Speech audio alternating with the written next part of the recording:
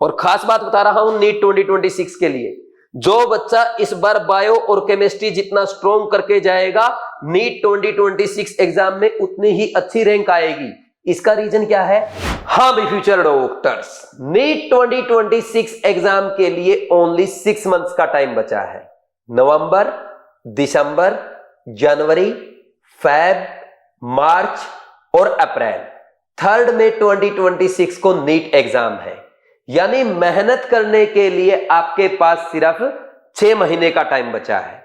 लेकिन अभी भी बहुत सारे स्टूडेंट्स ऐसे हैं जो प्रॉपरली पढ़ाई नहीं कर रहे हैं, और कुछ स्टूडेंट्स तो ऐसे भी हैं जिन्होंने नीट 2026 एग्जाम के लिए अभी तक पढ़ना ही स्टार्ट नहीं किया है, क्योंकि वो नीट 2025 की काउंसलिंग में बिजी थे।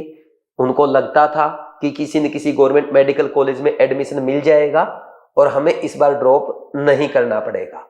बट अनफॉर्चुनेटली इस बार गवर्नमेंट मेडिकल कॉलेज नहीं मिला। अब उनके पास एक ही ऑप्शन है, वो नीट 2026 एग्जाम के लिए फिर से अपनी प्रिपरेशन स्टार्ट करें। लेकिन इस ऑप्शन के साथ साथ उनके माइंड में एक क्वेश्चन ये भी है, क्या मैं बचे हुए टाइम में नीट 2026 एग्जाम क्रैक कर सकता हूं? अगर आप मेरे से इसका ऑनेस्ट आंसर सुनना चाहते हैं तो मेरा आंसर होगा यस। और बचे हुए 6 महीने में ना कि ओनली आप नीट एग्जाम क्रैक कर सकते हैं, बल्कि अच्छे स्ट्रेटजी और अच्छी प्लानिंग के साथ आप टॉप 1000 में रैंक भी ला सकते हैं। इसका परफेक्ट एग्जांपल है मेरे नीट 2025 के कोटा क्लासरूम के ऑफलाइन स्टूडेंट शहजाद, जिन्होंने नीट 2025 एग्जाम में 599 स्कोर किया था और उनकी ऑल इंडिया रैंक आई 1423। खास बात यह है, शहजाद ने भी दिवाली के बाद यानी नवंबर से ही अपनी प्रॉपर पढ़ाई स्टार्ट की थी, क्योंकि आप सब जानते हैं नीट 2024 में स्कैम हुआ था, कोर्ट केस चले थे, सभी बच्चों की पढ़ाई डिस्टर्ब हुई थी। तो इसके चलते प्रॉपर प्लानिंग के साथ शहजाद ने नवंबर से अपनी पढ़ाई स्टार्ट की और 6 महीने में जो उन्होंने पढ़ा उसका रिजल्ट आपके सामने है। अब शहजाद ने जो स्ट्रेटजी फॉलो की थी वही स्ट्रेटजी मैं आपको बताने जा रहा हूं। बस आपको ये प्रॉमिस करना है, सर हम ये कंप्लीट वीडियो देखेंगे और आज से ही 3rd मई 2026 तक आपको अच्छे से फॉलो करेंगे और नीट 2026 एग्जाम में टॉप 1000 रैंक के साथ अपने ड्रीम कॉलेज में जाएंगे।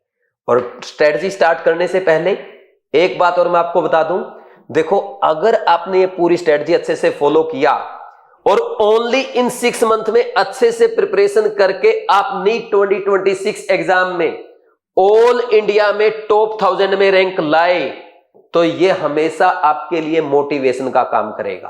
क्योंकि देखो आज नीट एग्जाम आपके लिए सिर्फ एक एग्जाम है, लेकिन कल आपका फिर नीट पीजी एग्जाम होगा। आपके लाइफ में आपके सामने और बड़े बड़े टारगेट्स आएंगे, बड़ी बड़ी प्रॉब्लम्स आएगी, तो उस टाइम पे आपको याद आएगा कि नीट जैसे टफ एग्जाम को जब मैं 6 महीने में क्रैक कर सकता हूं, वो भी टॉप 1000 में रैंक के साथ, तो ये प्रॉब्लम तो मेरे लिए छोटी सी है।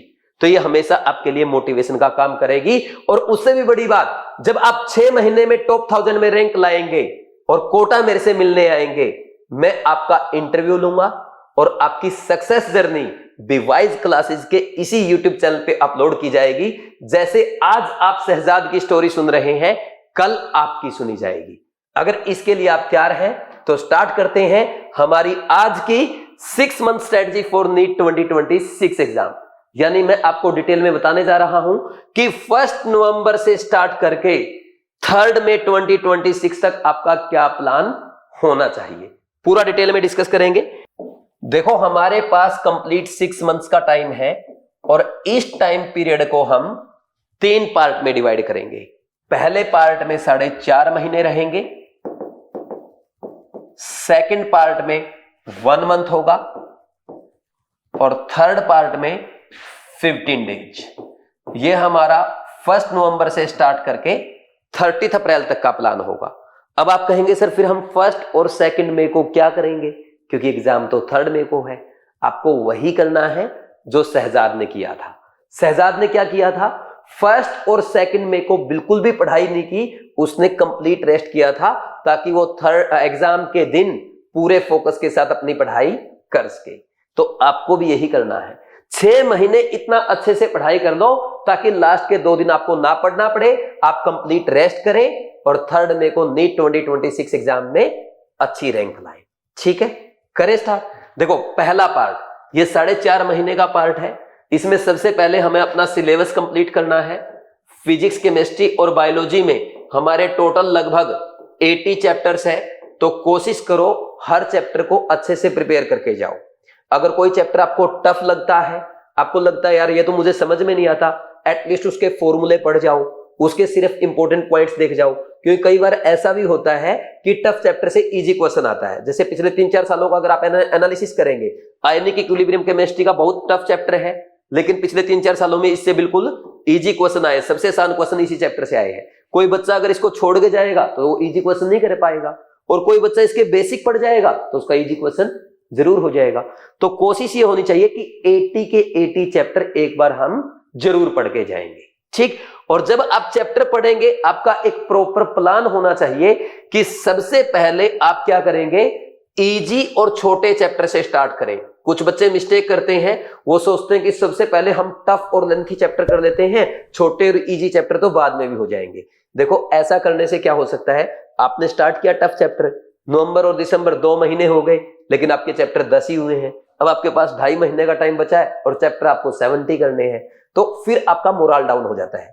लेकिन जब आप इजी और छोटे चैप्टर से स्टार्ट करते हैं, ऐसे चैप्टर से स्टार्ट करते हैं जिसमें आपको ज्यादा इंटरेस्ट आता है, तो वो चैप्टर जल्दी होते जाते हैं, आपका कॉन्फिडेंस बढ़ता है, और एक बार अगर आपका कॉन्फिडेंस बढ़ गया तो एग्जाम क्रैक करने से आपको कोई भी नहीं रोक सकता।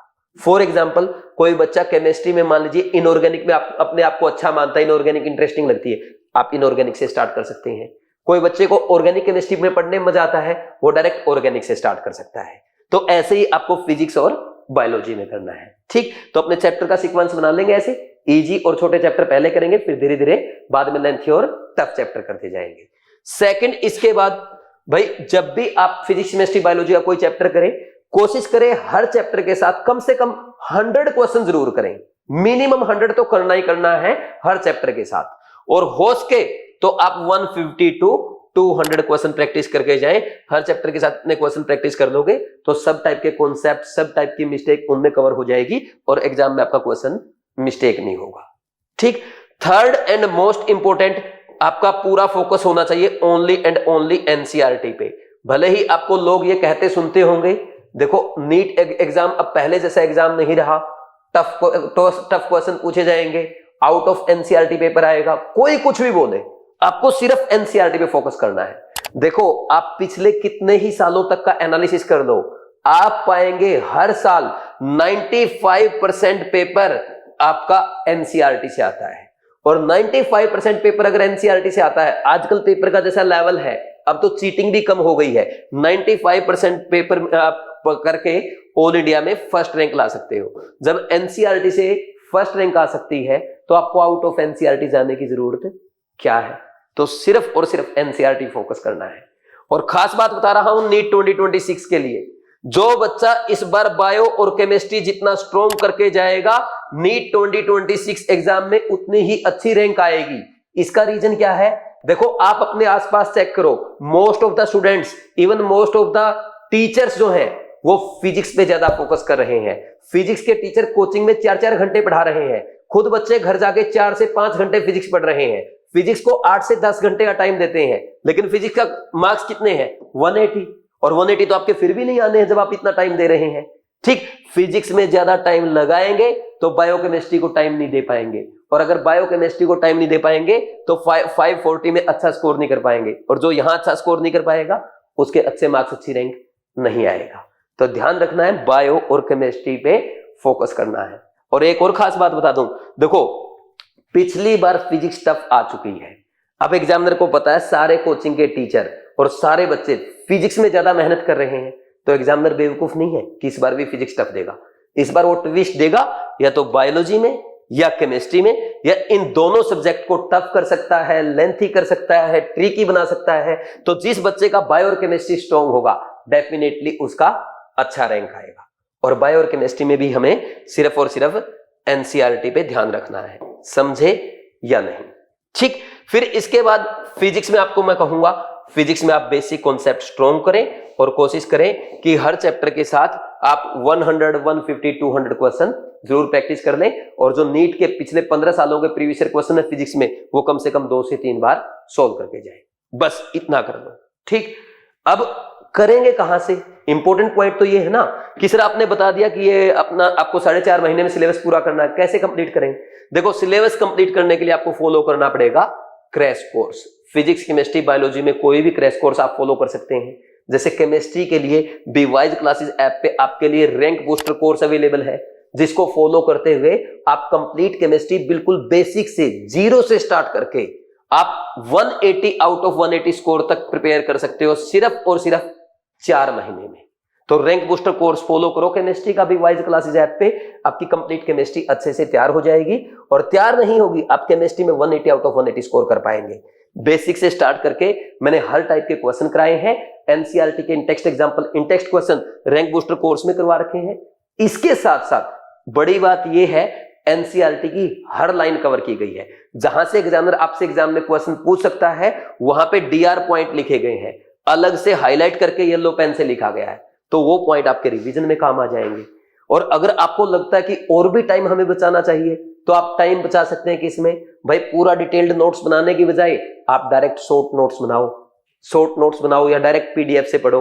या एक काम ये भी कर सकते हो, अमेजन पे मेरी ये 2 बुक्स अवेलेबल है, जिनमें मेरे कोटा क्लासरूम के हैंड रिटन नोट्स आपको प्रोवाइड किए गए हैं। और ये इतने अच्छे नोट्स हैं, इसमें जो भी पॉइंट एनसीईआरटी में है और एनसीईआरटी के जो इन-टेक्स्ट एग्जांपल, इन-टेक्स्ट क्वेश्चन है, वो सारे कवर किए गए हैं। इवन ऐसे पॉइंट जो आप एग्जाम में भूल सकते हैं या एग्जामिनर आपसे मिस्टेक करवा सकता है, वो अलग से मैंने हाईलाइट करके लिखे हैं, डीआर पॉइंट्स लिखे गए हैं, डॉक्टर और आपका नेम लिखवाया गया है। ये वो सारे पॉइंट्स है जहां से नीट 2026 एग्जाम में क्वेश्चन आ सकता है। तो नोट्स बनाने का टाइम बचा करके डायरेक्ट इन बुक से आप पढ़ सकते हो और उन सारे पॉइंट को आप हाईलाइटर से हाईलाइट कर सकते हो जो आपको रिवीजन के टाइम पे रिवाइज करने हैं। तो ऐसे स्मार्टली अपने को काम करना पड़ेगा। ठीक, तो आज ही आप अमेजन पे ऑर्डर करें, अमेजन पे जाएं, सर्च करें केमिस्ट्री बुक्स बाय सुनील नैन सर, तो वहां पे आपके सामने 2 बुक आ जाएगी। बुक ऑर्डर करें और रिव्यू देना ना भूलें। ठीक, फिर इसके बाद नेक्स्ट ये हो गया भाई, नेक्स्ट इसके बाद क्या आएगा? अब ये हो गया हमारा कंप्लीट प्रिपरेशन। अच्छा, इसमें अब ये तो फर्स्ट पार्ट हो गया जिसमें आप क्वेश्चन प्रैक्टिस करेंगे, नोट्स बनाएंगे या अपने लेक्चर अटेंड करेंगे, एनसीईआरटी पढ़ेंगे। फिर इस 1 मंथ में आपको रिवीजन करना है। कुछ बच्चे क्या करते हैं, रिवीजन लास्ट में कर लेंगे। देखो, अगर आप रिवीजन लास्ट में करेंगे ना, 1 महीने में आपका रिवीजन नहीं हो पाएगा, फिर आपको 2-2.5 महीने चाहिए होंगे। तो क्या करना है, जब आप सिलेबस पढ़ेंगे साथ के साथ रिवीजन करते चलना है। कैसे? जैसे आज आपने जो पढ़ा, आज दिन में जो आपने पढ़ा, तीनों सब्जेक्ट को कम से कम 5-5 मिनट देंगे, 15 मिनट रात में सोने से पहले। तीनों सब्जेक्ट को, फिजिक्स, केमिस्ट्री, बायोलॉजी, आज जो इंपॉर्टेंट पॉइंट्स पढ़े, फॉर्मूले पढ़े या कोई मिस्टेक आपसे हुई, एनसीईआरटी या कोई इंपॉर्टेंट पॉइंट है, वो रात में रिवाइज करके शो। फिर सेकंड डे के जब आप नोट्स पढ़ेंगे या लेक्चर देखेंगे, उससे पहले फर्स्ट डे वाले नोट्स रिवाइज करो। थर्ड डे के नोट्स जब आप रिवाइज करेंगे, उससे पहले फर्स्ट और सेकंड डे के नोट्स रिवाइज करना है। और जब पूरा वीक हो जाएगा, 6 दिन के बाद संडे को आपको तीनों सब्जेक्ट को 15-15 मिनट में, पूरे वीक में आपने क्या पढ़ा वो रिवाइज करना है। फिर 2 वीक के बाद रिवाइज करना है। फिर 4 वीक के बाद पूरे 1 महीने में क्या पढ़ा, 1 घंटा फिजिक्स को, 1 घंटा केमिस्ट्री, 1 घंटा बायोलॉजी को, ऐसे देना होगा। तो ऐसे अगर आप रिवीजन करेंगे तो आराम से जब ये आपका रिवीजन वाला मंथ आएगा, 1 महीने में पूरा प्रॉपर रिवीजन आप कम से कम 2 बार कर पाएंगे। मैं फिर रिपीट कर रहा हूं, 2 बार कर पाएंगे अगर इस स्ट्रेटजी के साथ चलेंगे जो अभी मैंने आपको बताई है, ये पूरा प्लान जो बताया है। ठीक, तो लास्ट टाइम में हमें यहां पे 2 बार रिवाइज करना है। और 2 बार रिवाइज करने के बाद ये हो गई 15 अप्रैल। फिर हमारे पास बचेंगे लास्ट के 15 डेज। इन 15 डेज में आप क्या करेंगे? 15 डेज में हम सिर्फ उन टॉपिक को रिवाइज करेंगे जो हमारे मेजर टेस्ट में मिस्टेक होंगे। मान लीजिए किसी बच्चे का बार बार बफर सॉल्यूशन मिस्टेक हो रहा है, तो उसको सिर्फ बफर सॉल्यूशन रिवाइज करना है। कोई बच्चा ऐसा, केमिकल बॉन्डिंग का हर क्वेश्चन सही होता है लेकिन एमओटी में प्रॉब्लम आती है, डाइपोल मोमेंट में प्रॉब्लम आती है, तो इन 2 टॉपिक को अच्छे से रिवाइज करो। कोई ऐसे चैप्टर हैं जो आप भूल सकते हैं, जैसे डी एंड एफ ब्लॉक है, उनको बार बार इस टाइम पे रिवाइज करो। ऑर्गेनिक की इंपॉर्टेंट रिएक्शंस को रिवाइज करो। ऐसा ही आपको बायो और फिजिक्स में करना है। तो इन 15 डेज में बार बार पूरा रिवाइज नहीं करेंगे, सिर्फ वो पॉइंट रिवाइज करेंगे जो हमसे मेजर टेस्ट में मिस्टेक होंगे। समझ आया कि नहीं? ठीक, तो ये आपका पूरा प्लान हो गया। पहले पूरा सिलेबस अच्छे से डिटेल में पढ़ेंगे, फिर 1 महीना रिवीजन करेंगे और लास्ट में अपना कॉन्फिडेंस बूस्ट करेंगे। सिर्फ उन टॉपिक पे फोकस करेंगे जो हम भूल जाते हैं या जो पेपर अटेम्प्ट करते टाइम हमसे मिस्टेक हो जाते हैं। और इस जर्नी के दौरान ध्यान रखना, मोस्ट इंपॉर्टेंट क्या है? एनसीईआरटी। एनसीईआरटी सबसे ज्यादा इंपॉर्टेंट है, आउट ऑफ एनसीईआरटी नहीं जाना है। सेकंड, रिवीजन को इग्नोर नहीं करेंगे, रिवीजन प्रॉपरली करें, अच्छे से करें। थर्ड, हर मॉक टेस्ट जरूर प्रैक्टिस करें। कुछ बच्चे मिस्टेक करते हैं कि मॉक टेस्ट में लास्ट में कर लूंगा या लास्ट में मैं डेली टेस्ट अटेम्प्ट करूंगा। नहीं, जो जो चैप्टर पढ़ते जाएं साथ के साथ उसके मॉक टेस्ट प्रैक्टिस करते जाएं। ठीक, मॉक टेस्ट कहां से प्रैक्टिस कर सकते हैं? बीट में। बीट में आपको 30 टेस्ट दिए गए हैं। बीट में जो 30 टेस्ट आपको दिए गए हैं उसमें आपके चैप्टर वाइज टेस्ट है, रिवीजन टेस्ट है और फुल सिलेबस मेजर टेस्ट है। तो ये अच्छे से आपको करना है। और टेस्ट अटेम्प्ट कैसे करना है, इसके लिए टेस्ट अटेम्प्ट करने की स्ट्रेटजी वाली वीडियो मैं ऑलरेडी आपको अच्छे से समझा चुका हूं। उसमें मैंने बताया है टेस्ट को 3 अटेम्प्ट में करें, टेस्ट अटेम्प्ट करने से पहले रिवीजन नहीं करना है, ओएमआर कैसे भरना है, टेस्ट के बाद एनालिसिस कैसे करना है, सारी बातें बता चुका हूं। ठीक, टेस्ट के बाद एनालिसिस जरूर करें और एनालिसिस करने के बाद जो भी मिस्टेक्स आपसे टेस्ट में होती है उन मिस्टेक्स को लिख लिख के रिवाइज करें। समझ आ? और कोशिश करें जब आप पढ़ाई कर रहे हैं डेली 3 मिस्टेक लिखें, एक फिजिक्स की, एक केमिस्ट्री की, एक बायोलॉजी की। सर कैसी मिस्टेक? जो आज आपने पढ़ा, जो भी आपसे मिस्टेक हुई, कैसी भी मिस्टेक है तो उस मिस्टेक की एक अलग कॉपी बनाएंगे, डेली 3 मिस्टेक लिखेंगे और एक मिस्टेक कॉपी आप अपनी टेस्ट की बनाएंगे। ठीक, अगर ये मिस्टेक आपने अच्छे से तैयार कर ली ना और लास्ट के 15 दिन में इनको बार बार रिवाइज कर गए, पूरा पेपर आपका यहीं से आएगा। क्योंकि देखो पेपर में दिक्कत क्या है, अपने मार्क्स कम क्यों आते हैं? क्योंकि हमसे मिस्टेक हो जाता है। और जो मिस्टेक आप करने वाले थे वो सारी मिस्टेक रिवाइज करके गए, पेपर में मिस्टेक नहीं होगी, अपने आप अच्छे मार्क्स आएंगे, अच्छी रैंक आएगी। ये ध्यान रखना है। और लास्टली आपको अपने हेल्थ का ख्याल रखना है और मोटिवेटेड रहना है। Through out this journey motivated रहना बहुत जरूरी है। ठीक, और हेल्थ का ख्याल रखने के लिए डेली आप 40 मिनट 45 मिनट कोई गेम खेलें, योगा करें, मेडिटेशन करें, एक्सरसाइज करें, जो भी आपको अच्छा लगे, जॉगिंग करें, स्ट्रेचिंग करें, जो आपका मन करे, लेकिन गेम मोबाइल में ना खेलें। और साथ में कोई एक ऐसी अच्छी बुक पढ़ें जो आपको रेगुलर मोटिवेट करे। तो बुक आपको ऐसी पढ़नी चाहिए जो आपके एग्जाम से रिलेटेड है और वो बुक का नाम है डॉक्टर इन यू। इसके ऑथर है मेरे भाई विकास नैन, बहुत अच्छी बुक लिखी है। इसमें है 11 untold secret to become a NEET topper. तो ये बुक जब आप पढ़ेंगे आप खुद से रिलेट कर पाएंगे किस टाइम पे कैसे रिवीजन करना है, मिस्टेक्स का क्या इंपॉर्टेंस है, एनसीईआरटी क्या इंपॉर्टेंस है, टेस्ट कैसे अटेम्प्ट करना है, सारा डिटेल में इसमें लिखा गया है। और लास्ट ईयर जो ड्रॉपर स्टूडेंट्स ने मिस्टेक की थी वो सारी मिस्टेक आप इसमें आप खुद से रिलेट कर पाएंगे। तो ये बुक आपको मोटिवेट करेगी, गाइड करेगी, पढ़ने में आपको मजा आएगा। और जब आप साथ में कोई अच्छी बुक पढ़ते हैं ना तो आप फिजिक्स, केमिस्ट्री, बायोलॉजी के लिए भी मोटिवेट होते हैं।